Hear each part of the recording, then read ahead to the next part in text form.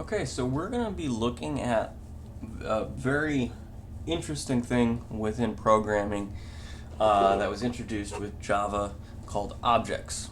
And most languages now have objects, and so they're very handy to know, and they're very useful for bigger type programs or for programs that kind of you have a model that fits the real world, and we'll see how that works here in a little bit. The first thing to tackle here is what is an object? An object is something that generally is something of the real world that has keys and methods. What I mean by keys, so it has properties, and so like a dog has one of its keys is that it's furry. One of the keys is that it has a tail, it barks, maybe a noise, and then the methods. A dog can run, a dog can sniff, a dog can catch, so you have these actions and keys all wrapped up in this object. So what we're going to do is an example from a book that I read that I really like, which is a hotel.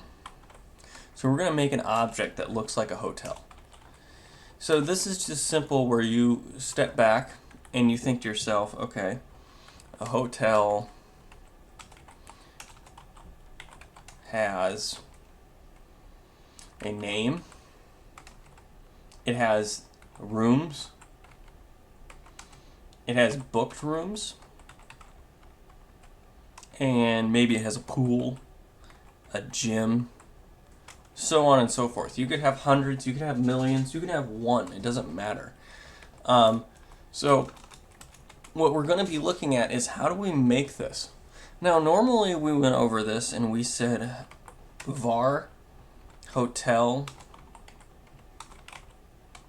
name is, I don't know, we'll do super.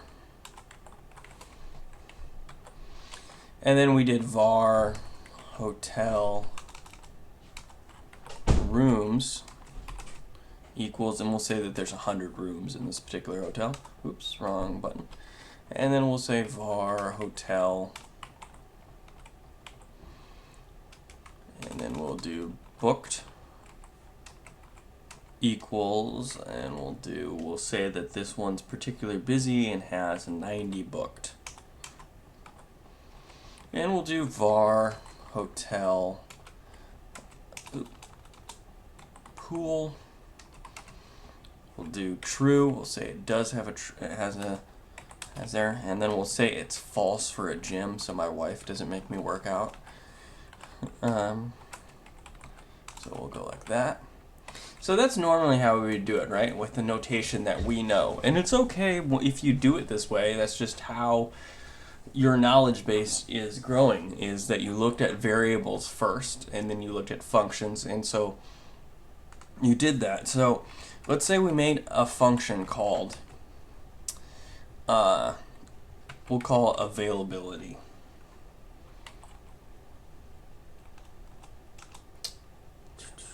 I don't know if you guys have noticed this, but spelling is not my thing.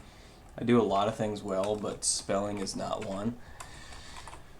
So we'll do available just for time's sake. So we'll say like this. So we'll have a function that says if hotel rooms, whoops, forgot that. If hotel rooms is equal to booked,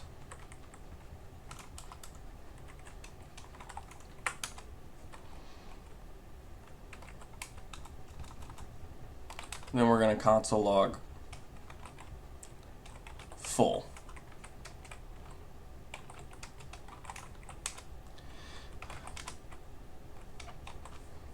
Not full. So this is just a simple function that tests whether or not we can handle another occupant.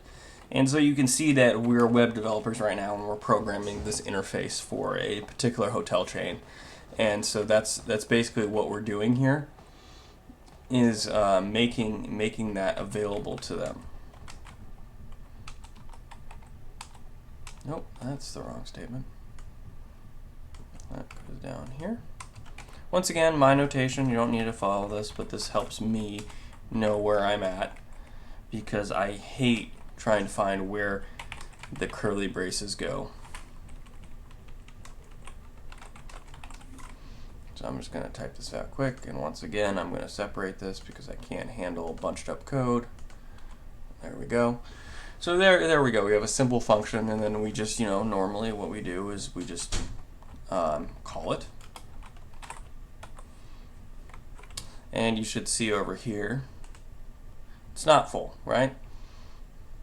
And so that's what happens. So we make another function that says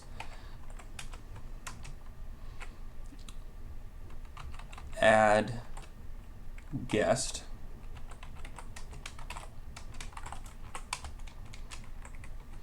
and then once again we could possibly call this function here. We can call a function within a function, and this is a way that we can check if the room is actually available. So what we'll have to do here is we'll actually have to return something. So we'll build this out a little more. So var full, we'll do available. We'll do that. And we're going to set it to true. So if it gets in, oh, I don't need to redeclare it, do I? So if it gets into here, then it's false, right? So we're going to set it to false, and then we're going to return this. So we're going to return false. And if it gets into here, then we're just going to return it as it is, so it still should be true because the default is true. So return Ava. So that should work for us here. So what we're going to do is we'll set this equal to var Ava. Once again, remember scope, that these right here, it's outside the function, but since this is declared in the global space, it is able to find out what's going on here. This is only declared in the space of this function, hence why I have to return Ava. And then since I can name these the same because they can't have access to each other, so there should be no confusion here. And just to prove this, we'll console log Ava here. Take this out so it doesn't run.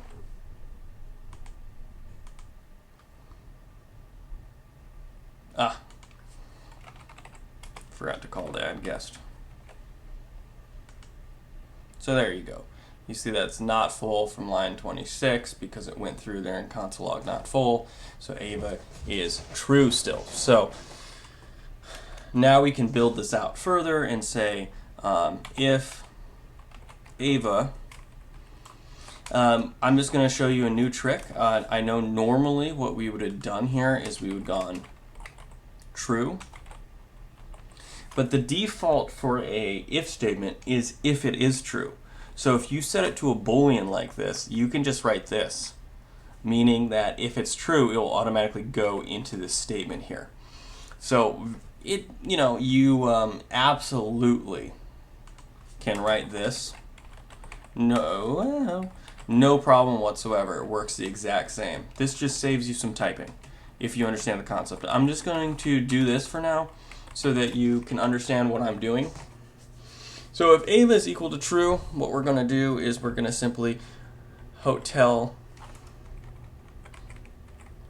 rooms, or I'm sorry, booked. Where's booked? Is going to be plus plus, right? So what's going to happen here is you're going to add guest. If this is true, it's going to go in there. And then else, we'll do an else statement. So we'll be nice to our guest and say,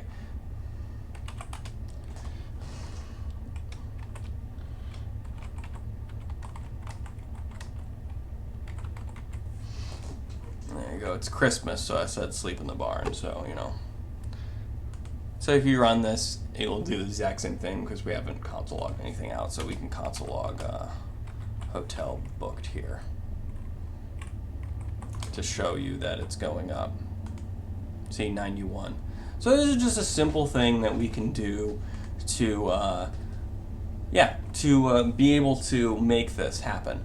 So what I'm going to do now is I'm going to show you how to do this with